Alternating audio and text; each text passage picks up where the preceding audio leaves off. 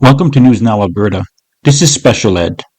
We are going back to Edmonton with this story of a man gunned down by Edmonton Police. Mathios Arkangelo is the murder victim here, and yes, I said murder. After watching many videos and many viewpoints of this confrontation, that is my verdict. Watch the video. What's your opinion? But first, the shooting of a young man by Edmonton Police is drawing criticism after security footage of the fatal encounter was released. The video seems to show the man standing in front of police with his arms raised before the officer fired his weapon. The CBC's Terry Reith is following this story in Edmonton. So, Terry, what more can you tell us about this incident? Well, Jacqueline, I am at the scene of exactly where it happened. You can see around me, this is a very nice, quiet, newer, affluent neighborhood in northeast Edmonton. And if you just come down here, I'm just going to show you there is a memorial here to Mathios Arkangelo. He is the young 28-year-old man who was shot on a Saturday night just a little bit after 9 o'clock in the evening. And in this neighborhood, you see a lot of these houses have surveillance video. So we were able to obtain video from a couple of the houses, and they're all time-stamped, so we have a pretty clear picture of what happened. So at about 9:22, Arkangelo, who police were looking for because he was driving a car that rolled over on a nearby freeway, Arkangelo is coming from that direction. He has his hands in the air. Police officer arrives from this other side. 55 seconds after the encounter, Arkangelo, again with his hands in the air, you can see the police shoot him. He went down. Witnesses that we have spoken to say they heard 4 shots. And the questions now is, what could possibly justify this shooting? Terry, what sort of reaction have you been hearing from the family and the community there? Well, the family and community, people are very upset about this. It is the image of a young black man seemingly having his hands in the air, posing no threat, being shot by a white police officer. So because of that timeline, we were able to put together a couple of things.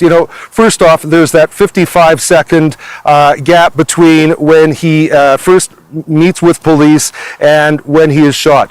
We don't have any audio on those videos, so we're not sure exactly what is said, but people who witness this are very upset. The family is very upset, and Tom Engel is the lawyer that is representing the family in this case. He says they have many questions.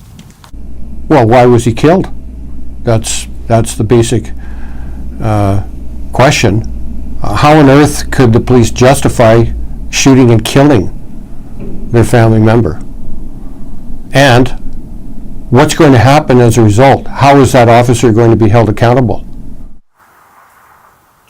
Now, we have tried to get some comment from the Edmonton Police Service. They are saying that they cannot say anything because this case is being investigated by the Alberta Serious Incident Response Team, and it too is absolutely silent as to what the actual circumstances were, why that police officer had his weapon drawn, and why he fired so quickly at this young man who seemingly was not causing any problems to anyone.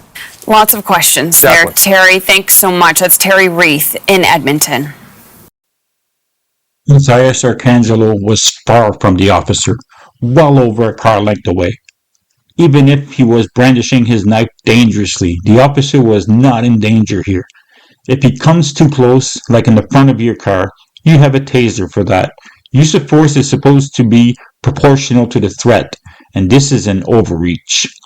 The family released a video showing the whole walk that got to the point of the unknown officer shooting him. I can't show the actual shooting on YouTube, but you can imagine it. My name is Anna Odo. I'm Mathios' mom, and he was living with me. And whatever happened, I didn't expect this to happen or for me to feel this way.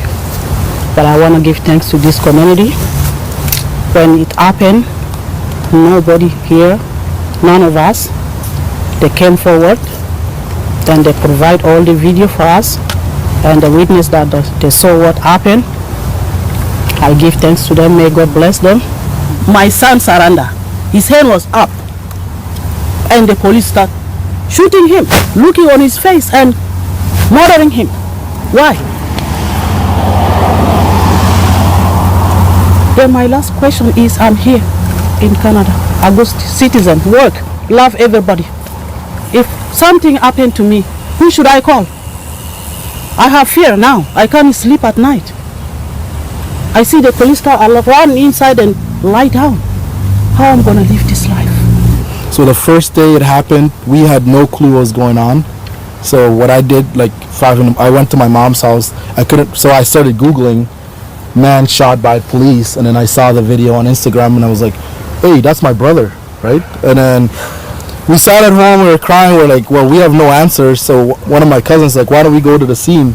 So then we decided to come, and the minute we pulled up here, there was a guy in a car. He came out, he's like, are you guys the victim's family? And he's like, your brother was murdered, blah blah blah, I have the video, I can testify. And then somebody else from another house came. They all just started coming to us, and then for me that was like a relief, because coming here I had all this, I didn't know the truth, right? I had all this stuff in my head based on what I read, and then the minute it says they told us that, I was like vindicated, I guess. I'm like, okay, my brother was innocent. And then You definitely see Mathios Arkangelo with his hands up in this video. How are you going to justify this? The officer is not on leave during the investigation. They have a gun-happy officer back to work. This pig is back on the street to terrorize other families. EPS released a statement about this and said there was a confrontation. This was before the video ever came out. Now we see there was no confrontation. They will twist and turn the narrative however they want. They think no one is watching. Remember that at the time they didn't know if this is the guy they were looking for. He just matched the description, which is a dangerous term. We all know that Chief McPhee will back up his officer here. He justifies every use of force used in his department and finds a way to blame the victim. I cannot find a comment from him as of yet. He must have a hard time finding an excuse for this one. Let me know in the comments what you think of this shooting. Like, share, and subscribe to my page. Thank you.